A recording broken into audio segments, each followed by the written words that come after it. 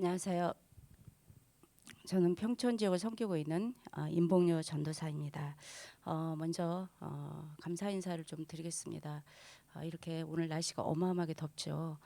우리 전도자들이 19명이 평촌 현장에 들어오셔서 이렇게 캠프를 해주시는 데 대해서 너무나 하나님 앞에 감사를 드리고,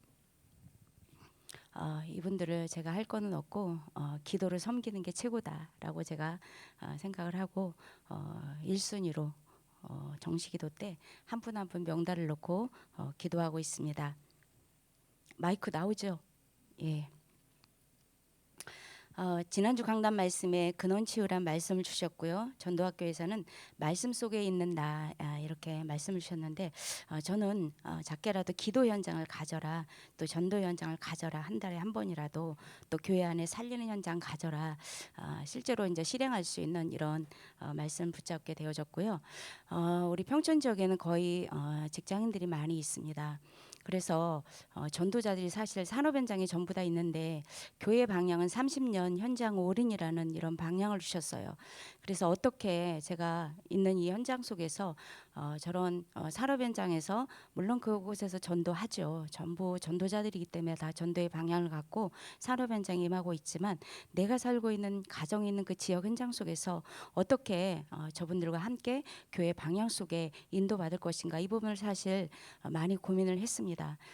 그래서 계속해서 기도하면서 캠프를 구상하게 되어졌고요.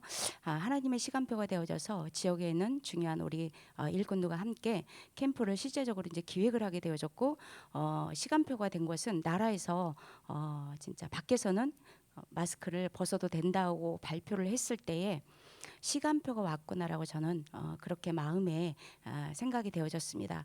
그래서 실제로 이제 기획된 캠프를 실행할 수 있도록 그렇게 했고요.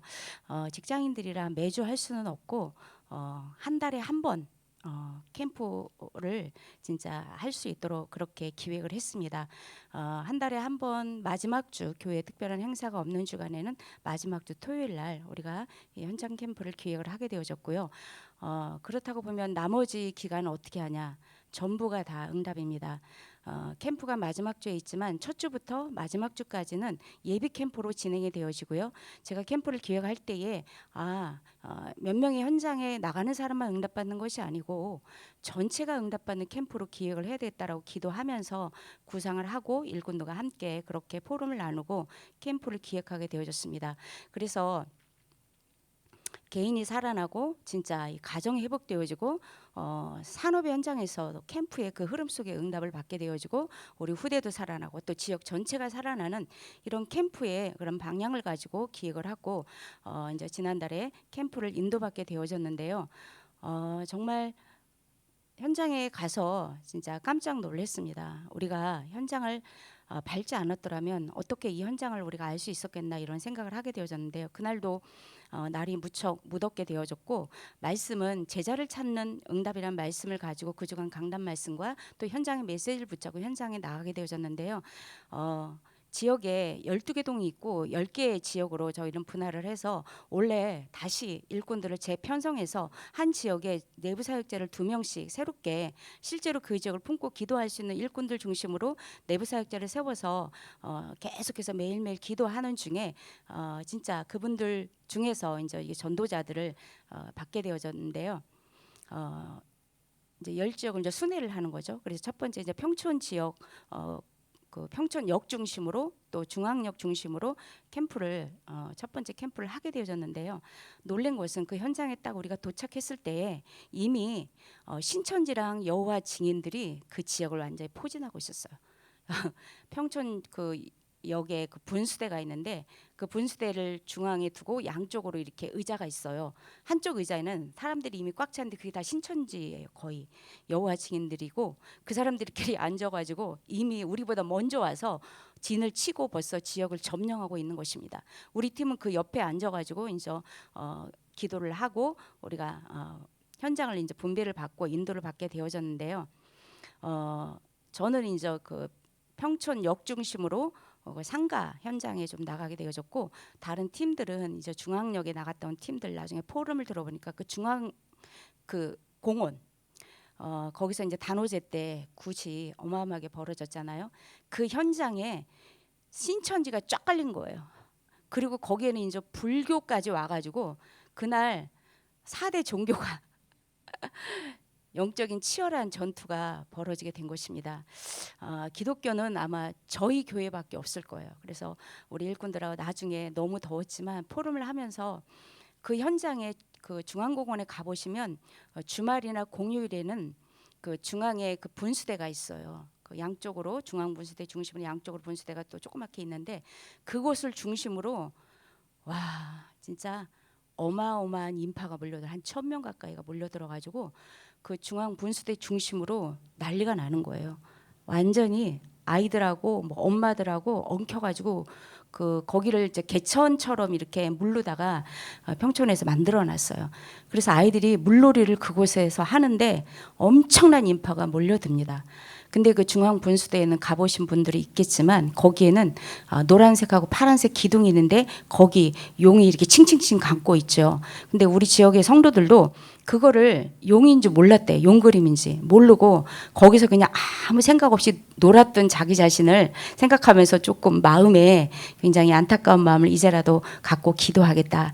이제 이런 포럼들을 하게 되어졌는데 그게 뭐 그림이 뭐 힘이 있습니까? 그게 문제가 아니죠. 우린 다 알지 않습니까? 영적 사실을. 그 배후에 있는 흑암의 활동, 그 현장에서 그 옆에서 굿이 벌어질 정도로 저는 구판 현장에 갔다 왔거든요. 계속해서 흑암을 꺾었는데 그 현장의 영적 상태를 우리가 알 수 있었고요.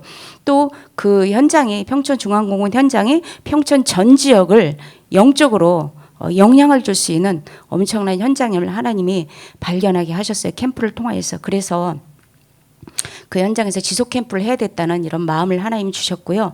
하나님께서 이제 캠프 이전에 어떤 마음을 주셨냐면요. 그 현장에 가서 실제적인 기도 캠프를 할 수 있는 마음을 저에게 주셨고 우리 문길래 장로님이 주셨어요. 그래서 이제 제가 시간 날 때 그 현장 주변에서 사역을 하고 그곳에 가서 흑암을 꺾는 겁니다. 실제로 그 현장을 떠올리면서 굿이 벌어지고 그 현장에 수많은 그 인파들을 보면서 그걸 떠올리고 그 현장에 하늘 군대를 동원하는 실제로 기도로 캠프 안에 영적 싸움을 그 현장에서 하게 되어지고 지난주부터는 또 어디를 가게 되냐면 다 아시죠? 한림대병원. 이제 이 코로나가 좀 완화된 게 너무 감사한 게 한림대병원은 아시다시피 천주교 재단 아닙니까? 그 지하에 성당이 있다는 걸 아마 가보신 분들은 다 알게 될 겁니다. 규모는 그렇게 크지 않아요. 한 요 정도 규모인데 거기에 그 옆에 보면 사제실이 따로 있어요. 그래서 신부님이 그곳에 파송되어져 있고 수녀님이 파송되어져 있고 거기서 이제 실제로 병실을 이제 신방을 하는 거죠. 우리말로 하면. 그래서 기도해주고 또 이번에는 뭐 보니까 성경 공부 원하는 사람은 성경 공부 해주겠다 이렇게 했습니다. 그래서 그 현장에 가서 조용히 입 다물고 영적인 이 어마어마한 보호자의 권세를 가지고 그 현장을 붙잡은 흑암을 꺾는 것입니다. 한림대병원 현장에는요 엄청난 많은 환자들이 전국 각지에서 몰려듭니다. 그러니까 그 현장에 굉장히 중요하죠. 그래서 그곳하고 중앙공원 현장에서 현장 기도 캠프를 제가 하나님이 마음을 주셔서 그 현장에 인도를 받고 있습니다. 그래서 이제 저희가 매달 이 캠프를 인도받게 되면서 가장 큰 응답은 뭐냐면 현장에 나가는 것도 중요하지만 일꾼 세우는 게 더 중요하지 않습니까? 그래서 지역 현장에 실제적으로 미션홈에 그 세운 내부 사역자들 중심으로 사역자 훈련하는 그런 미션홈을 개설을 하게 되어졌습니다.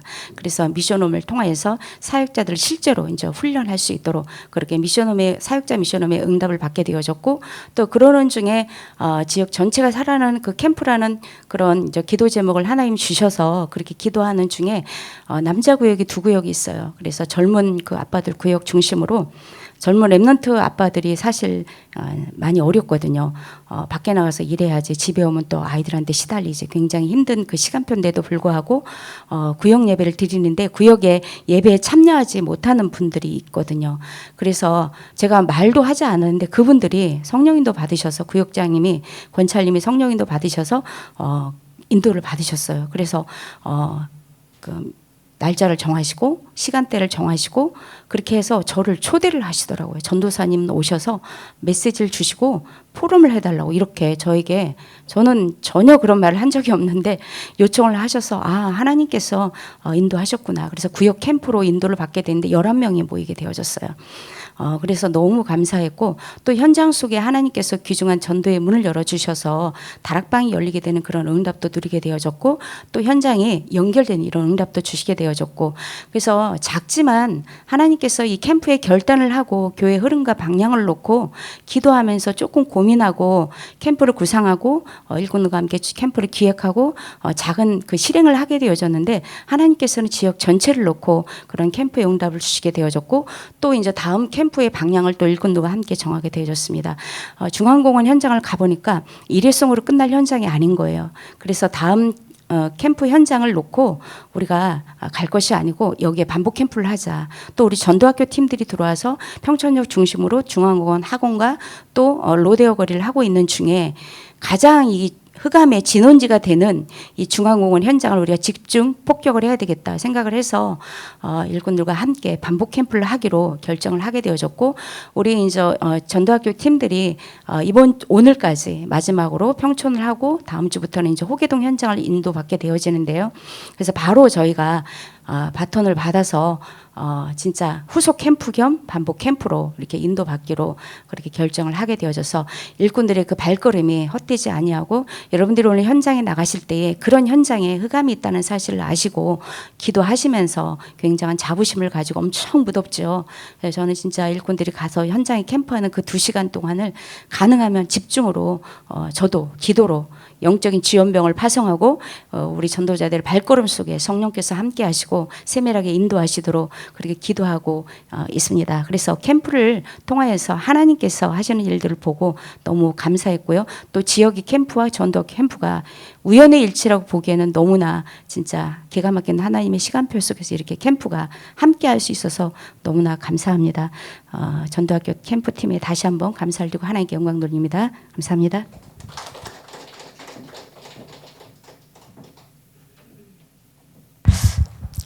오늘 말씀은 사도행전입니다. 사도행전 9장 10에서 12절 말씀입니다.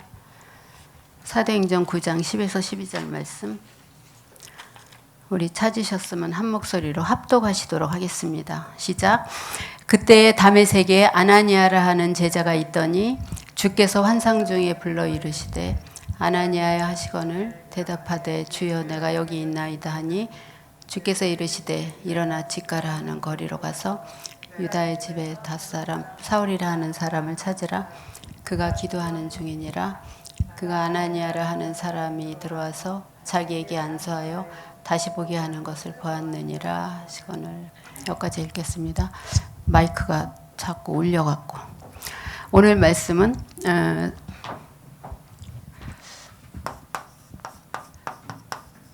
세 가지 성취 속에 있는 세 가지 성취 속에 있는 나입니다. 지난번에 말씀 성취 속에 있는 나. 오늘 본문을 보면은 다메섹에 아나니아라 하는 제자가 있더니 그랬어요. 바울이 다메섹에서 주님을 만나고 만날 때 하나님은 다메섹에서 바울을 만난 이유가 아나니아라는 제자가 있기 때문이었습니다. 주께서 환상 중에 불러 이르시되 아나니아야 하시거늘 대답하되 주여 내가 여기 있나이다. 오늘도 전도학교에 참여하신 여러분들이 현장 가는 그곳에 주여 내가 가겠습니다 하고 나오신 것 같아요. 하나님이 항상 부르실 때 그 자리에 있는 우리들이 되어져야 되겠습니다. 사도행전 9장 10절에 다메섹의 아나니아라고 하는 제자 그랬어요. 그래서 제자가 있는 곳에는 하나님께서 반드시 일꾼들을 보내십니다. 사도행전 16장 6절에서 10절에도 보면은 아시아의 말씀을 전하지 못하게 해요. 그래서 바울팀이 이 비두니아로 가고자 하는데 예수의 영이 허락하지 않아요. 지난번에도 말씀드렸지만 나중에 베드로전서 1장 1절에 보니까 비두니아라는 지역은 베드로와 베드로 팀들이 이미 그곳에 나중에 복음을 전한 게 나와요. 그래서 꼭 우리가 아니더라도 하나님은 내가 안 가면 내가 억지로 가려고 안 해도 하나님이 우리의 현장을 막는 데는 또 다른 제자를 예비해 놓고 있기 때문에 저기는 내가 아니면 안 돼라는 말은 우리가 안 돼라는 말은 하지 말고 하나님이 우리에게 주신 현장으로 오늘 그 준비된 제자같이 그렇게 들어가면 되겠습니다. 그래서 무시아로 가서 드로아 쪽으로 가서 거기서 이제 환상 중에 마게도냐로 와서 도우라는 그런 환상을 보게 됩니다. 그래서 우리의 성령의 인도가 굉장히 중요한 것 같아요. 그래서 우리가 현장 가는 것도 우리 나름대로 정하는 것이 아니라 또 기도하면서 정하고 있습니다. 사도행전 19장 21절에도 보면은 이 일이 있은 후에 마게도냐와 아가야를 거쳐 로마도 보아야 하리라 그랬어요. 하나님은 이 전도를 통해서 여기서 나에게서 끝나는 것이 아니라 나를 통해 가정에 또 지역에 우리가 또 세계복음화의 현장에 전달되어지기를 원합니다. 그래서 우리가 이 속에 들어가면 진짜 응답을 받습니다. 응답을 받다 보면은 또 솔로몬 같이 기도하다가 응답을 받고 은혜를 받을 땐 또 괜찮아요. 근데 인기가 올라가게 되면 이게 또 잘해지게 되면은 또 이것이 사단의 통로가 될 수가 있어요. 그래서 어떤 경우에도 사단이 아담에게도 하와에게도 네가 이것 먹으면 눈이 밝아지고 하나님처럼 높아진다고 했다. 이와 같은 것과 똑같아요. 그래서 우리가 어렵고 힘들 때는 그 복음 안에 있는데 인도하시는 대로 따라가는데 인도하다 보면은 또 뭐가 잘 되는 것 같으면 그때는 또 이제 내가 선장이 되어서 또 주님은 손님으로 또 모셔두고 우리가 또 알아서 하는 그런 일들이 일어나게 돼요. 그래서 너무 인기가 높아지니까 솔로몬 왕 같은 경우도 전 세계적으로 솔로몬을 보는 것이 전 세계가 소원이었단 말이에요. 그러니까 바리바리 싸들고 오게 되죠. 나중에는 본처가 700명에 후궁이 300명이 되어지는, 그러니까 나중에는 왕궁이 차고 넘쳐서 성전까지 후궁들의 처소가 되어졌다고 얘기를 하더라고요. 거기서 솔로몬이 무너지게 돼요.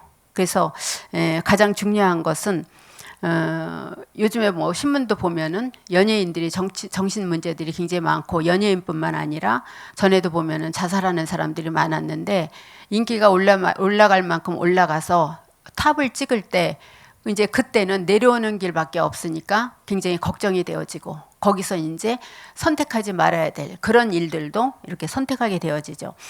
제일 마지막 성경에 계시록을 보면은 계시록은 요한 사도가 반모섬으로 유배돼서 갔을 때 반모섬 거기서 굉장히 어렵고 힘든 중에 두려움 속에 있을 때 하나님 앞에 간절히 기도할 때 하나님이 여기서 세 가지를 보여주십니다. 세 가지를 보여주시는데 그것이 뭐냐 하면은 한 가지는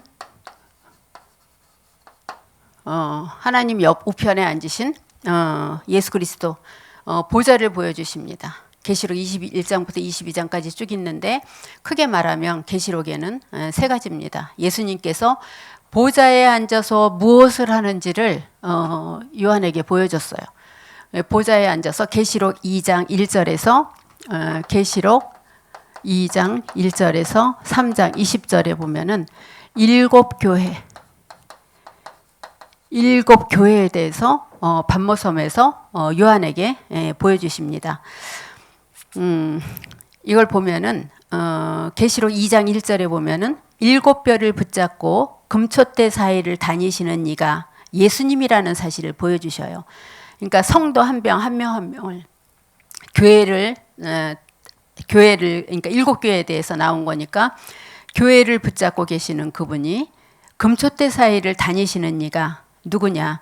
여기서 금촛대라는 의미는 성도 한 명 한 명을 얘기를 합니다. 그래서 우리가 우리 눈에는 보여지지 않지만 지금 이 시간에 전도 현장을 두고 말씀을 나가는 여러분 옆에 하나님이 분명히 주의 천사를 동원하고 계시고 하나님이 이 자리에 또 주님께서 주의 오른편에 앉아서 우리를 분명히 보고 계십니다. 계시록 2장 1절에 보면은 계시록 2장 1절에 보면은 성도 한 명 한 명을 7뼈를 붙잡고 금촛대 사이로 다니시는 이가 누구라는 걸 보여주시냐? 예수 그리스도라는 걸 보여주셔요. 그러면서 뭐라 그러냐면 2장 5절에 너희가 에베소 교회에 하는 말인데 너희가 회개하지 않으면 내가 그 촛대를 옮기겠다 그렇게 말씀을 하셔요. 그러니까 하나님께서 내가 아니고 우리 교회가 아닌 다른 데로 옮기시겠대요. 그렇죠? 하나님을 떠나 살 때 에베소 교회 같은 경우는 굉장히 전도 운동도 많이 일어나던 데거든요. 그래서 너희가 첫사랑을 잃어버렸다 그런 말씀을 하십니다. 계시록 2장 8절에 보면은 처음이요 마지막 날을 딱 붙잡고 계십니다. 계시록 2장 8절에 성도들의 처음이요 마지막 날 그거를 하나님께서 분명히 붙들고 계십니다. 서머나 교회에 주신 말씀이에요. 우리의 인생의 처음과 마지막을 붙들고 계셔요. 우리가 태어난 것도 그냥 태어나는 것이 아니라 처음이요 나중이라고 말씀을 하십니다. 그래서 우리의 인생의 처음과 마지막을 붙들고 계십니다. 처음이요 마지막이신 그분이라는 말이 나옵니다. 계시록 2장 12절에도 보면은 그냥 계시는 것이 아니라 무엇을 붙들고 계시냐? 좌우의 날성 검을 들고 지키고 계신다고 말씀을 하셨어요. 그러면서 2장 18절에도 보면은 어떻게 지키고 계시냐? 불꽃 같은 눈으로 우리를 지키고 계신다 그랬어요. 불꽃 같은 눈으로 지키고 살피시고 계시고 발은 주석 같은 강한 발이시라고 말씀을 하셨습니다. 계시록 3장 1절에도 보면은 그러면서 주의 종들은 걱정하지 마라 그렇게 말씀을 하십니다. 그래서 우리들은 걱정할 필요가 없습니다. 생활할 때도 현장에 나갈 때도 7 영과 7 뼈를 붙잡고 계시니가 말씀하시되 그렇게 말씀을 하십니다. 계시록 3장 7절에도 보면은 다윗의 열쇠를 붙잡고 이 말은 뭐예요? 진짜 믿는 자와 함께 계신다는 거예요. 계시록 3장 17절에 진짜 믿는 자, 그렇죠? 진짜 믿는 자와 하나님이 함께 하신다. 빌라델피아 교회에게 하는 말씀입니다. 마지막 7번째 계시록 3장 14절에도 보면은 창조의 근본이시고 이걸 깨닫게 하시는 이가 말씀을 하고 계신다 그랬습니다. 13장 14절에 보면은 창조의 말씀을 붙잡고 처음이요 마지막이시니 이걸 깨닫게 하시는 분 그분이 누구십니까? 하나님이십니다. 그래서 요한이 위기를 만나 성령 충만해질 때 이것을 보여주십니다. 그러면서 이 말씀의 결론은 뭡니까? 염려하지 말라는 거예요. 네가 이 반모섬에 갇혔지만 염려하지 마라. 그래서 이 반모섬에서 봤을 때 이때 사도 요한의 나이가 95세인가 뭐 그랬다고 얘기를 합니다. 끝까지 뭐 나중에는 순교했다는 말도 있지만 순교보다는 끝까지 순교당하지 않고 살아남은 제자가 요한이라 그래요. 그야말로 천둥의 아들이라 그랬잖아요. 우레의 아들. 그렇게 굉장히 막 그 우악스럽고 그렇죠? 성격이 불같은 사람이었는데 예수님이 십자가 지실 때 뭐라 그래요? 자기 엄마를 야고보 사도인 12사도 중에 대장인 자기 동생에게 부탁을 안 해요. 마리아를. 누구에게 부탁을 해요? 요한에게 부탁을 해요. 생판 남인 요한에게. 그래서 그런지 이 사람은 순교 안 하고 끝까지 예수님의 어머니를 모셨다고 얘기를 해요. 예수님하고는 한두 살 차이라고 얘기를 하더라고요. 그래서 온전하게 90 몇 세까지 살면서 복음 운동을 했는데 이 사람의 주무대는 에베소 지역에서 있다가 반모섬에 끌려가고 다시 살아나와서 에베소 지역에서 마지막에 전도 운동을 하고 죽었다고 얘기를 합니다. 그래서 이 사람이 복음이 들어가고 또 예수님의 엄마도 부탁하고 그러려니까 이 사람이 많은 부분을 포기했겠죠. 자기의 성질 같은 거. 그렇죠? 굉장히 요한계시록에도 그렇고 요한계시록보다는 요한 1, 2, 3, 4에 보면은 굉장히 서로 사랑하라라는 것이 많이 나오잖아요. 그러니까 예수님을 만나고 완전히 변한 사도가 요한이라고 할 수가 있습니다. 그러니까 요한복음과 요한 1, 2, 3, 4와 요한계시록까지 요한이 썼다고 얘기를 하더라고요. 그래서 유 목사님 말씀에 의하면 아무도 없는 섬에 특히 밤에 얼마나 무서웠겠냐. 이 사람이 할 수 있는 게 무엇이었겠냐? 거기서 하나님께 간절히 기도하는 수밖에 없었다. 그래서 사람은 힘들 때, 외로울 때, 두려울 때 무엇을 찾느냐가 굉장히 중요한 것 같아요. 그때 하나님이 하늘 문을 여시고 무엇을 보여주셨냐? 보좌를 보여주셨습니다. 두 번째로는 보좌 우편에서 예수님이 이 일을 하고 계시는 것을 보여주셨어요. 교회들을 위해서, 성도들을 위해서, 현장을 위해서 뭐 하시는지. 두 번째로는 뭘 보여주셨냐? 계시록 3장 20절에 뭘 보여주셨냐? 천사가 심부름하고 있는 걸 보여주셨어요. 천사가. 두 번째 보여주신 것이 계시록 20절이 아니라 8장, 죄송합니다. 계시록 8장 3에서 5절입니다. 하나님 보좌 앞과, 그쵸? 우리에게서 천사의 심부름하는 걸 다 보여주셨다 그랬어요. 그래서 우리의 기도를 빠뜨리지 않고 심부름하는 그 천사를 보여줬고, 보좌에서 우리의 기도가, 하나님의 말씀이 성취되는 것을 그대로 본 사람이 요한입니다. 그래서 히브리서 12장 22절에도 보면은 이 숫자가 얼마나 많은지, 이 하나님의 심부름을 하는 이 숫자가 얼마나 많은지 천만 천사라고 말씀을 하십니다. 그래서 우리가 전도도 뭐 도전하는 전도도 있고 기본적인 전도도 있고 현장 전도도 있지만, 가장 중요한 것은 전도 방법이 아무리 많아도 성령의 인도를 받지 못하면은 우리는 전도에 실패하게 되거든요. 그래서 결국에는 기도밖에 없다는 거예요. 이 문제도 기도, 저 문제도 기도요. 자녀 문제도 기도, 가정 문제도 기도예요. 남편 문제도 기도예요. 그거밖에 없는 거예요. 말씀을 듣고 나가면 웬만하면은 우리가 가지고 있는 문제가 많이 그 속에서 하나님이 말씀을 통해 우리에게 위로해 주시잖아요. 정말 힘들 때는 말씀을 통해 위로가 안 돼요. 저도 이제 아주 힘들 때는 말씀을 듣고 나갔는데 말씀이 안 들어와요. 첫 번째 들을 때는 반은 듣고 반은 그 염려, 가지고 있는 생각, 그거를 붙들고 나갔기 때문에. 뭘 붙들고 나갔냐? 염려 생각을 붙들고 나갔거든요. 염려 생각을 붙들고 그 강단 말씀을 가지고 나가는데, 강단 말씀보다는 염려 생각이 더 깊은 거예요. 80대 20으로. 그렇게 한 바퀴 돌고 두 번째 돌 때는 이제는 정식으로 말씀 속에 좀 들어가야 되겠다라고 생각하면 그것이 반으로 바뀌어집니다. 그래서 어떤 문제건 결국에는 성령의 인도고 하나님이 역사하시지 않으면 안 된다는 것. 내가 그 문제의 흑암을 꺾고 다시 그 문제를 가지고 걱정하는 것과 마찬가지거든요. 염려와 그런 부분들은. 그래서 정말 하나님께 맡길 때 하나님의 주의 천사가 일을 할 수 있도록 맡겨드려야 돼요. 맡기고 나서 다시 5분 지나면은 어느새 또 나도 모르게 이 염려 근심을 하고 있는 거예요. 이러면 어떡하지? 저러면 어떡하지? 또 그 짓을 하고 있는 거예요. 그러면 안 되거든요. 절대로 안 됩니다. 하나님께 맡기면 돼요. 이 천사가 심부름하도록, 여기서 나온 기도에 천사가 심부름하도록 맡기면 됩니다. 제대로만 우리가 기도하면 돼요.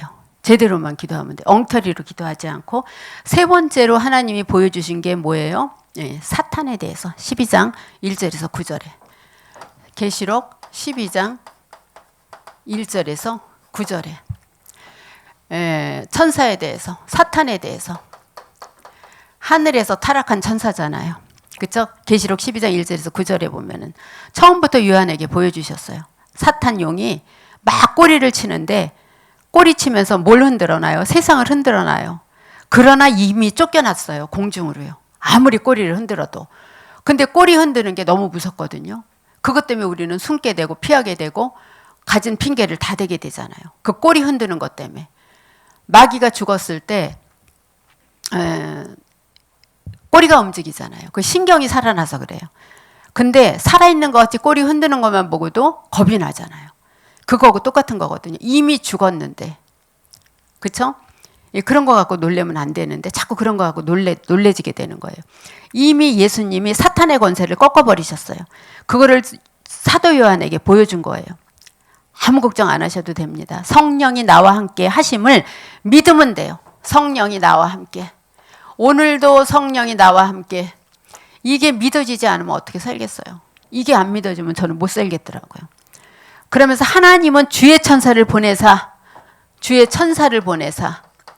하루 종일 함께 하시는 주님의 심부름을 하게 해요. 내 입에서 나오는 모든 것들 우리와 함께 할 뿐만 아니라 가기 전에 이미 역사하십니다. 우리가 현장 가기 전에 역사하세요. 아까 우리 전도사님 얘기하셨지만 현장 가기 전에 얼마나 평촌 지역 식구들이 기도를 하겠어요. 그렇죠? 이 자리에 있다고만 먹고 기도하는 건 아니죠. 자기 현장을 놓고 얼마나 기도를 하겠어요. 그래서 우리가 가기 전에 이미 하나님이 사단의 세력을 꺾어 놓으시고 이미 사탄의 세력을 꺾어 놓으시고 하나님이 천사를 우리 앞서 보내신다는 거예요. 우리가 가는 곳마다 여기 사탄 흑암의 권세를 꺾어버리셔요. 우리가 가기 전에 미리 하신다고 말씀을 하셨어요. 더 중요한 것은 오늘 말씀했듯이 요한은 반모섬에 있는데 하나님은 이 일을 계속하고 계셔요. 시공간을 초월하셔갖고 그래서 하나님은 우리의 입장을 다 알고 계십니다. 그래서 우리가 말씀 속에만 있으면 됩니다. 다른 것만 안 하면 돼요. 하나님께서 가장 원하시는 곳에 있으면 응답은 오게 돼 있습니다. 왕하 6장 15절에도 보면은 엘리사가 뭐라고 말해요? 게하시가 걱정하니까 우리와 함께한 군대가 더 많다 그렇게 얘기를 하잖아요. 그래도 안 믿으니까 하나님께 기도해서 그 일하는 사람에게 보여주라고 얘기를 하시잖아요. 그 게하시가 그걸 보게 되잖아요. 이렇게 오는 축복을 우리는 그냥 받으면 됩니다. 받고 누리면 돼. 정확한 복음만 전하면 돼요. 정확한 복음만 전하면. 제가 며칠 전에 현장을 나가고 어떤 사람을 이제 이렇게 길에 지나가다가 있어서 이제 만나서 그늘에 앉아서 얘기를 하는데 그리스도를 설명하는데 이 사람이 자꾸 그리도래요. 그리도. 네, 그리스도요. 그랬더니 그래 그리도 이렇게 얘기를 하더라고요. 아, 몇 살이세요? 나보다도 어린데 저한테 반말을 하더라고요. 그래서 죄송하지만 제가 나이가 더 많아요. 그러니까 전도를 하긴 하더라도 사람이 막말을 하면 안 되잖아요. 그래서 제가 나이가 더 많은데 왜 자꾸 반말하세요? 그리고 그리스도래니까 왜 자꾸 그리도래요? 그랬더니 그리도나 그리스도나 맞아. 그게 왜 마찬가지예요? 마찬가지라고 끝까지 그리도라 그러더라고. 그러니까 영접을 못 시키겠는 거예요. 왜냐하면 예수 그리스도 이름으로 기도해야 됩니다. 그러는데 이 사람은 예수 그리도 이름으로 기도합니다. 그럴 거 아니에요. 우리가 이케아나 요즘에 이케아 같은 데나 그 조립 그거를 많이 사잖아요. 저도 이제 조그만 탁자 같은 거, 의자 같은 거를 이렇게 신청을 하면은 조립으로 와요. 근데 거기서 나사못 같은 거 있잖아요. 볼트너트 같은 거 있잖아요.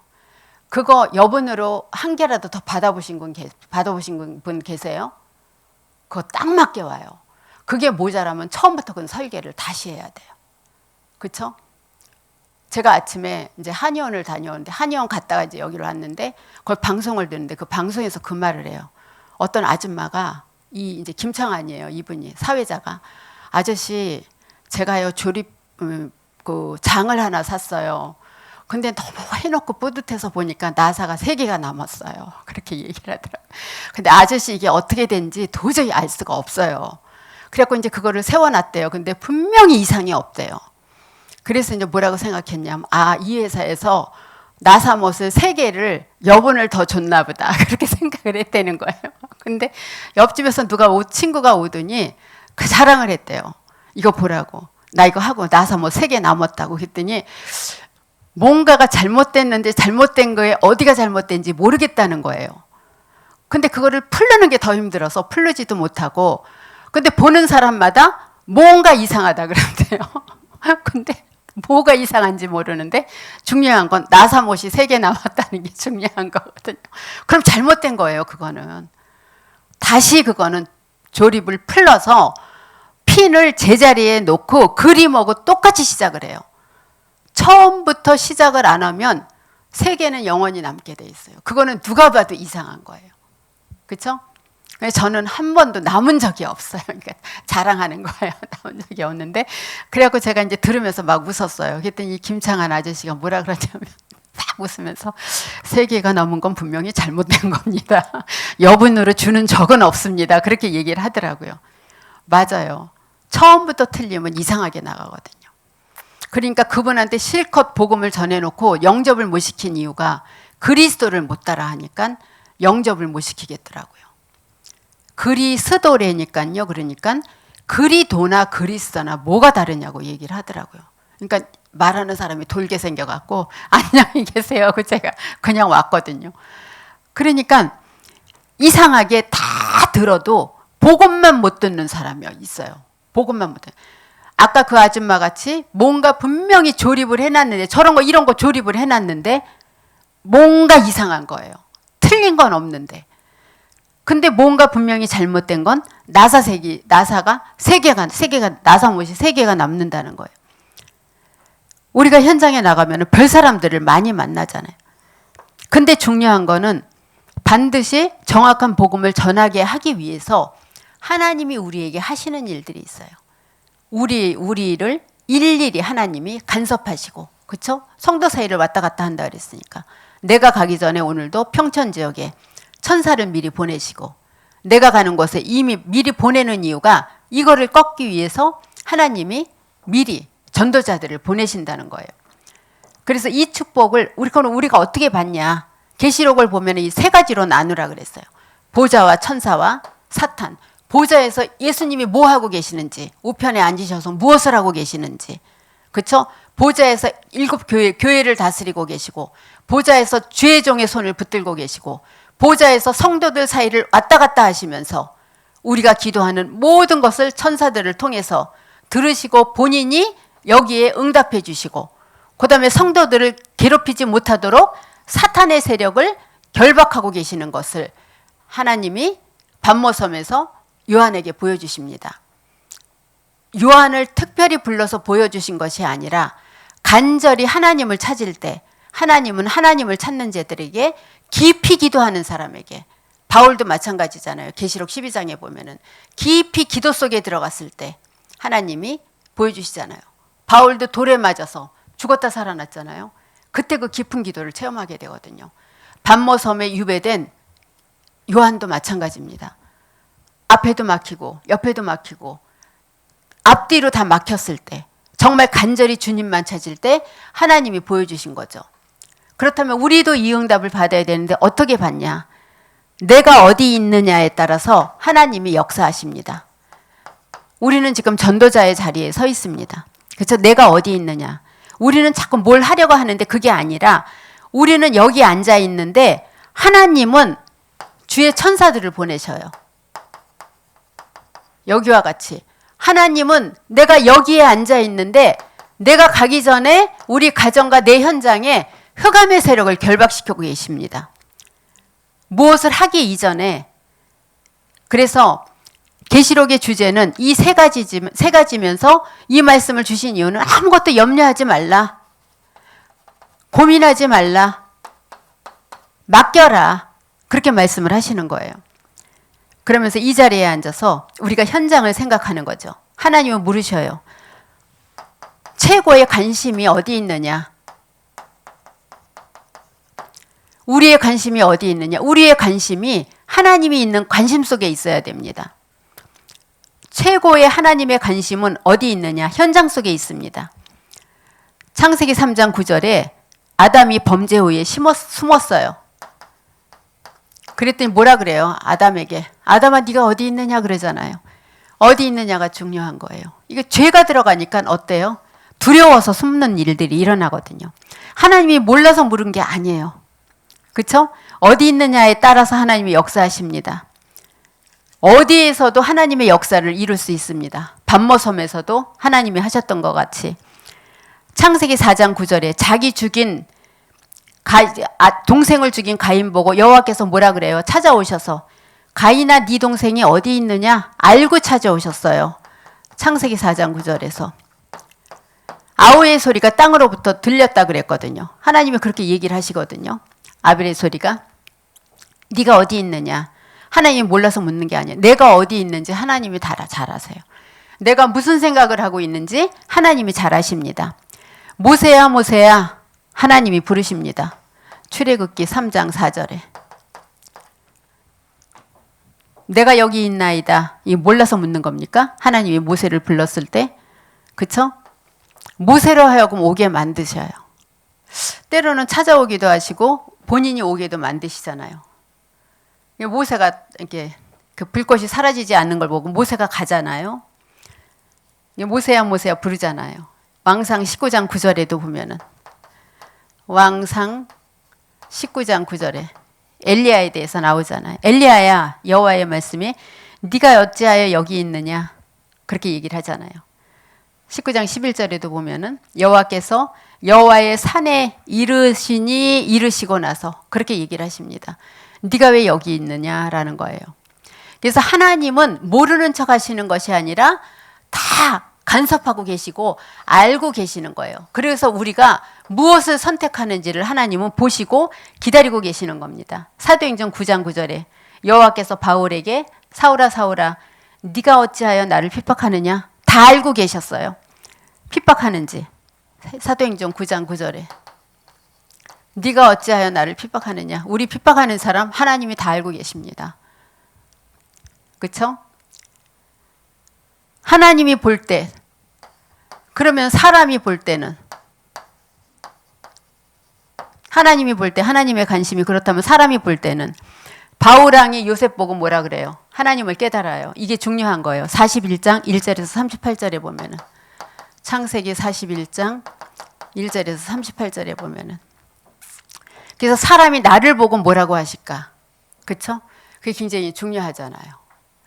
전에도 제가 한번 얘기를 했는데 어떤 분이 그렇게 얘기를 하셔요. 누군지 생각이 안 나는데 너무 감사한 건 저는 누가 얘기를 해주면 잊어버리는 은사가 강해요.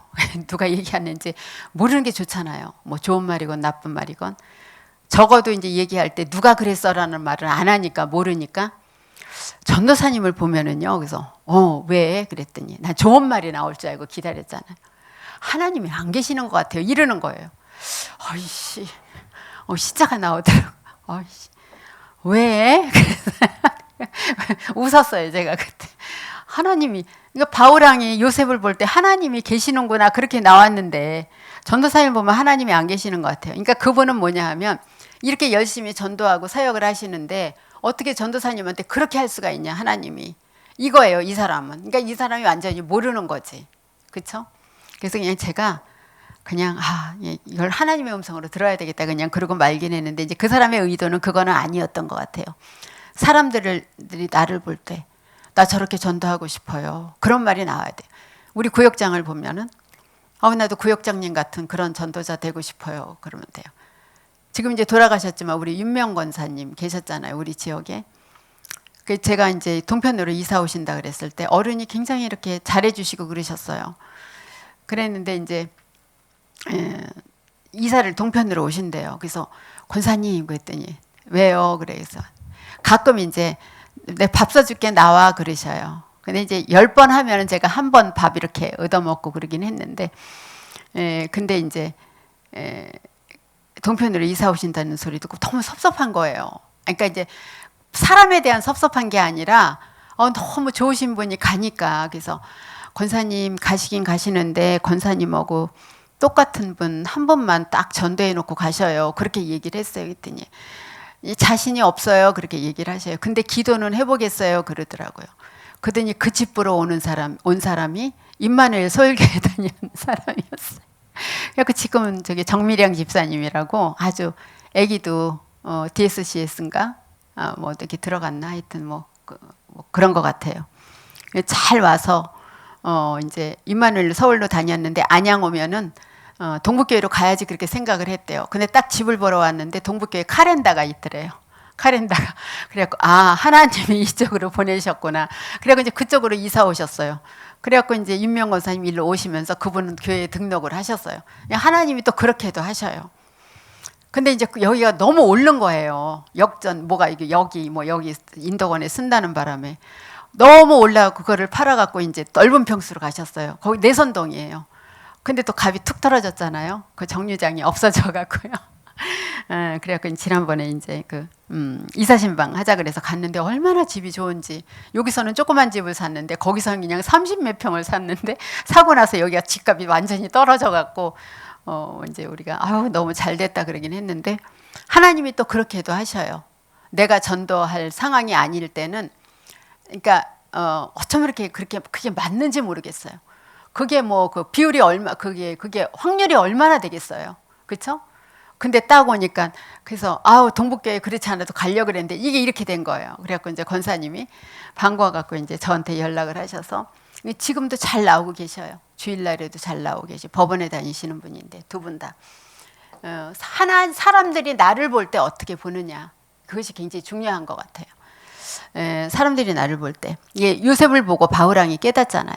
이게 중요한 거예요. 정말 여호와께서 너와 함께 하시는구나 그런 거 있잖아요. 그렇죠? 사무엘상 17장 55에서 56절에도 보면은 다윗이 블레셋을 이기고 나타났는데 사울이 그래요. 도대체 이 소년이 누구냐? 네 집 아이냐? 이렇게 되는 거예요. 어느 교회 다니세요? 그 교회 어디 있어요? 이렇게 물어보게 되는 거지. 그렇죠? 그래서 우리가 전도하러 나가면 뭐라 그래요? 다 그러신다며요. 전도사님들 같다고 다 그러신다며요. 우리 권사님이나 뭐 저기 집사님들한테 그렇게 얘기하신다고 얘기를 하더라고요. 그 정도로 우리가 복음은 완전히 준비되어 있잖아요. 그렇죠? 우리를 볼 때 그 교회 대단하다. 그 목사님이 누구세요? 이렇게 되는 거죠. 네 집 아이냐? 사울이 그렇게 물어본 거예요. 고린도전서 4장 1절에도 보면은 사람들이 우리를 보고 뭐라 그래야 돼요? 그리스도의 일꾼이여 하나님의 비밀 맡은 자다. 이런 고백이 나와야 돼요. 그렇죠?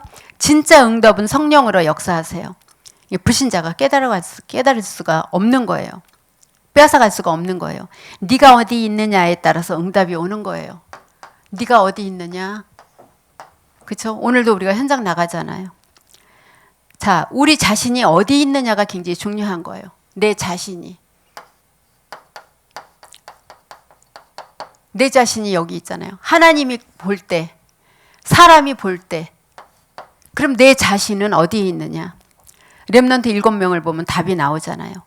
요셉이 가장 어려울 때 어디 있었을 것 같아요? 요셉이 기도 속에 있었어요. 물론 성경에는 뭐 요셉은 하나님도 하나도 원망하지 않았다라 그랬는데 얼마나 힘들겠어요. 그렇죠? 그게 창세기 37장에 나오잖아요. 모세가 어려움 당했을 때 어디 있어요? 미디안 광야 호렙에 있었어요. 모세가 여기 광야 속에 있었거든요.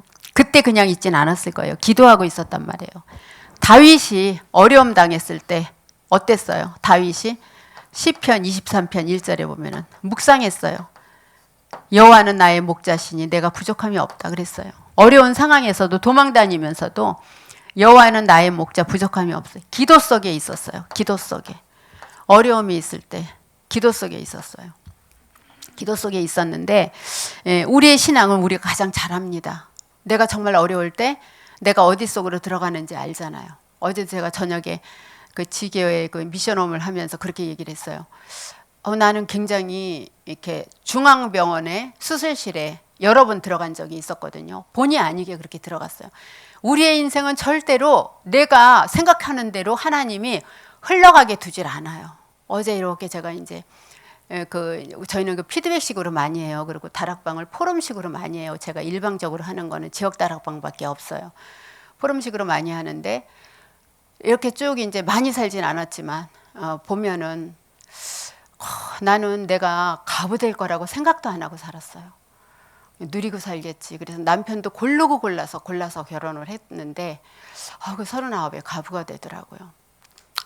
그냥 모든 게 다 자녀들도 그러고 형통하게 살 줄 알았어요. 우리 아이들이 아빠 없는 아이가 될 줄 몰랐어요. 저도 중학교 1, 2학년 때니까 애들이.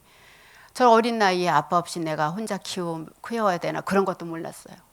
그리고 이제 병원에 있을 때 중앙병원 중앙그 수술실에 이제 마취하기 전이 있잖아요. 근데 이제 그렇게 누울 때는 항상 어떤 생각을 했냐면 지금 생각해 보면 그런 것 같아요. 이제 제 생각에는 하나님 나는 이제 지금 불러가도 좋겠습니다. 마취하고 나면 안 깼으면 좋겠습니다. 그런 걸 수도 없이 한 거예요. 근데 이제 지금 생각해 보면은 제가 이렇게 나의 갈 길을 다 마치고 전도를 다 하고 이제는 준비돼서 나를 불러가세요가 아니었던 것 같아요. 지금 생각해 보면. 그래서 그런 걸 생각해 보면은 그냥 지쳤었구나. 그냥 안 깨고 싶었구나. 그러면 완전히 끝났냐? 그렇지 않아요. 솔로몬 같이 은혜가 있을 때는 정말 그 하나님이 주신 지혜로 은혜롭게 살아가는데 뭔가 이 솔로몬 같은 경우도 이루었다고 생각하면은 오히려 그게 독이 되는 거거든요. 은혜가 없을 때는 그것 때문에 망하게 되거든요. 그래서 이렇게 보면은 그러면 어떻게 하면 되냐, 인생을. 지금도 그런 생각이 있으면 여기서 이렇게 복음을 전하면 안 되잖아요. 그래서 매주 하나님의 은혜가 필요한 거예요. 그래서 어제 제가 포럼에서 그런 포럼을 했던 것 같아요. 내가 모든 걸 다 마치고 행복하게 나 마취해서 앉게도 돼요. 그렇게 한 게 아니라 그냥 내가 그냥 가고 싶었구나, 그런 생각이 드는 거예요. 저 수술한 지 한 3년밖에 안 되잖아요. 그러면 지금은 어떻게 하느냐. 그래서 오늘도 성령의 인도가 필요하고, 그래서 어제도 메시지를 듣는데 그 메시지를 하시더라고요. 성삼위 하나님의 능력이 오늘도 나와 함께 하시기를 하나님 원합니다. 그래서 아침에도 이제 새벽에 나와서 새벽기도 나와서 제일 먼저 하는 게 성삼위 하나님의 능력이 나와 함께, 우리 아이와 함께, 우리 지역의 식구들과 함께, 내 시스템에 있는 모든 사람과 함께, 그걸 먼저 놓고 기도를 했거든요. 이거를 언제까지 이루어 나가냐. 빌립보서 1장 6절에 천국 가는 날까지 계속 우리는 기도 속에서 긴장하며 살아야 되는 거예요. 성삼위 하나님의 역사가 나와 함께, 그 능력이 나와 함께, 그 능력이 우리 아이들과 함께, 우리 지역에 함께. 그렇죠? 완전히 이루어져서 쓰는 것이 아니라, 그래서 나도 그리스도가 필요하구나. 그러면 지금 우리가 무엇을 누리고 있느냐? 어디에 있느냐? 그러면 지금 우리가 누리고 있는 것은 무엇인가? 그렇죠? 우리가 누리는 것은 뭐예요? 사도행전 9장 10절 말씀 같이 아나니아입니다. 제자를 누려야 됩니다. 결국에는 이게 제자 싸움이에요. 자, 설명을 조금 더 하면은 15나라 사람들이 모여들잖아요. 그렇죠? 마가다락방에 모였는데 15나라 모임. 사도행전 2장 9절에서 11절. 이 속에 내가 있어야 돼요. 15나라 사람들의 모임 속에 내가 있어야 됩니다. 처음으로 나사렛 예수 이름으로 일어나 걸으라. 안진뱅이 일으키는 그 축복 속에 내가 있어야 됩니다. 사도행전 3장 1절에서 12절. 이 축복 속에 내가 있으려면 어떻게 하면 됩니까? 현장에 가야 되겠죠. 진짜로 전도할 중직자를 세워야 됩니다. 우리를 통해. 나와 같은 중직자. 그렇죠? 나와 같이 잘해서가 아니라 나와 같이 복음을 알면 됩니다. 그러면 좀 어려워지지 않을 것 같습니다. 아나니아 같은 제자가 아니더라도 하나님이 사람을 붙여줄 때 그 사람에게 답을 줄 수 있는 제자. 그 다음에 이디오피아 내시를 건져냈는데 거기에 쓰임받는 사람. 사도행전 8장 26에서 40절에 이 제자를 누려야 됩니다. 제자의 누림 속에 우리가 제자잖아요. 그리고 사도행전 16장 6절에서 10절에 보면은 16장 6절에서 10절에 보면 바울이 전도의 문이 닫힌 것 같았는데 전도의 문이 열리잖아요. 억지로 머리 집어넣고 들어가지 않아도 됩니다.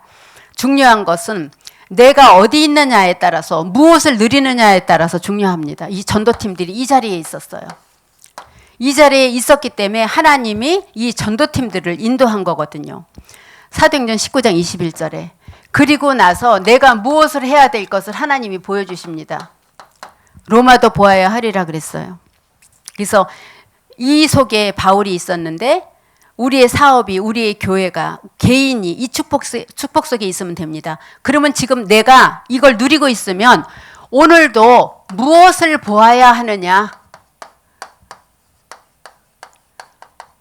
우리가 오늘 현장에 나가서 봐야 될 것이 있습니다. 사도행전 19장 21절에 로마 보시면 됩니다. 오늘 나가서 세계복음화 해야 될 이유가 어디 있는지.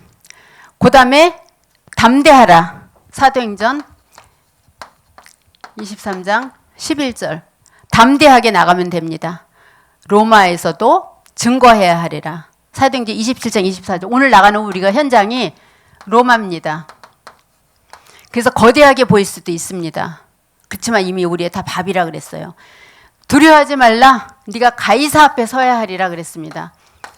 누구 앞에서도 그리스도만 전하면 됩니다. 렘넌트들도 이 축복 속에 있어야 된다고 말씀을 하십니다. 우리는 남은 자입니다. 남을 자입니다. 그리고 남길 자입니다.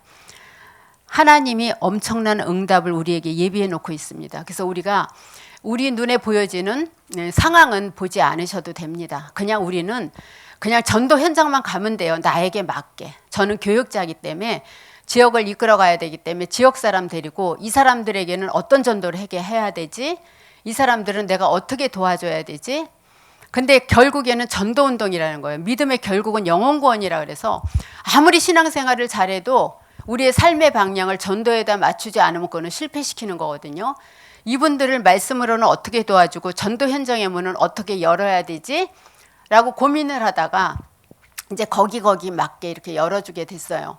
그래서 코로나 이후로 제가 이제 그 사람들한테 제시하는 게 이제 현장인데 직장인들에게는 초청 캠프를 하자 그런 얘기를 잘해요. 물론 지역에도 초청 캠프를 하지만 그래서 이제 코로나 이후로 한 2, 3년 못 했었어요. 그러다가 이제 오랜만에 회복이 되어지면서 이제 한 4군데 지교회를 한꺼번에 모아서 그분들이 이제 구글 미트를 통해서 이렇게 보니까 그래서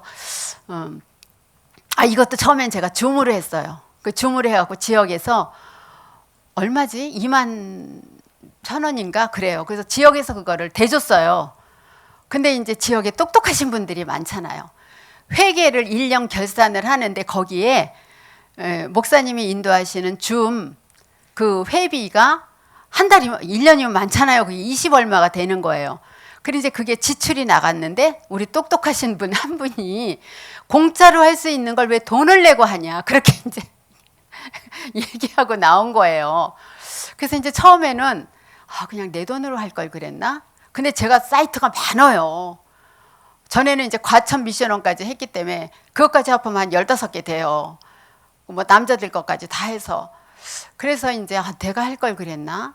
괜히 이게 성도들 이렇게 부담 줬나? 그러다가 이거를 내가 그냥 듣고 흘리지 말고 이 사람들 그럼 돈 안 들고 뭘로 해요? 그랬더니 구글 미트를 얘기를 하더라고요. 그래서 구글 미트로 그때 바꿨어요. 그 공짜더라고요. 처음에는 불신이 생기더라고. 뭐 이런 거 갖고 이러지? 뭐 막 그러고 이제 그랬는데 하고 보니까 좋은 점이 그 호스트 게스트가 있잖아요. 줌은요 호스트한테만 모든 게 권한이 주어져요. 근데 이 구글 미트는 보니까 호스트 게스트 누구든지 다 올릴 수가 있는 거예요. 하다 보니까 이 권한들이 다 개인에게 주어지는 거예요. 그래서 이 성도들도 이게 똑똑하신 분들이 많다 싶은 생각이 들어서 그걸로 이제 그때 모든 걸 다 바꿨어요. 그리고 이제 전도도 이제 이렇게 해보자 그래서 이제 그 초청 캠프를 구글로 하면서도 충분히 이게 되더라고요. 그래서 이제 드디어 지난주에 한 2년 만에 초청 캠프를 했어요. 이게 4개 지교회가 합쳐져서. 근데 열매가 얼마나 일어나냐 그건 중요하지 않아요. 10명 초대하면은 2명 정도 와요. 그때 이제 2명 오셔서 영접하고 이제 이렇게 주로 이렇게 특송도 하고 그랬었어요. 재밌게 하느라고. 이제 거기에 들어가는 비용은 그 이제 그 중직자들이니까 이분들이 또 돈은 아끼지 않으세요. 그분들이 이제 찬조로 해갖고 이제 이 모든 걸 했는데 거기에 와 있는 우리 그 중직자들, 조장들, 사역자들의 말씀이 뭐냐 하면 하나님이 이 자체를 좋아하시는 것 같아요. 전도하려고 모이는 모임 자체요. 그래서 무엇을 말씀드리고 싶냐 하면 현장에 나가서 전도하고 안 하는 건 우리의 일이 아니에요. 그건 상관없어요. 그건 하나님의 일이세요. 하나님은 이 자체를 기뻐하시고 하나님은 이 자리를 좋아하시는 것 같아요. 네가 어디 있느냐 그러잖아요. 내가 이 시간에 어디 있느냐가 굉장히 중요한 거예요. 물론 힘들어서 현장으로 갈 수도 있고 친구 만나러 갈 수도 있어요. 그렇지만 내가 어디 있느냐. 그렇죠? 하나님의 관심 속에 있나. 사람이 볼 때 나를 어떻게 생각하냐. 나는 무엇을 누리고 있고 나는 무엇을 기도하고 있느냐. 그것이 굉장히 중요한 것 같아요. 그래서 이 자리에 참석하는 그 자체만으로도 최고의 축복이라고 생각합니다. 최고의 응답을 현장에서 누리시기를 예수 그리스도의 이름으로 축원드립니다. 589장 찬양 1절 4절 부르시면서 준비하신 전도학교 헌금 하시도록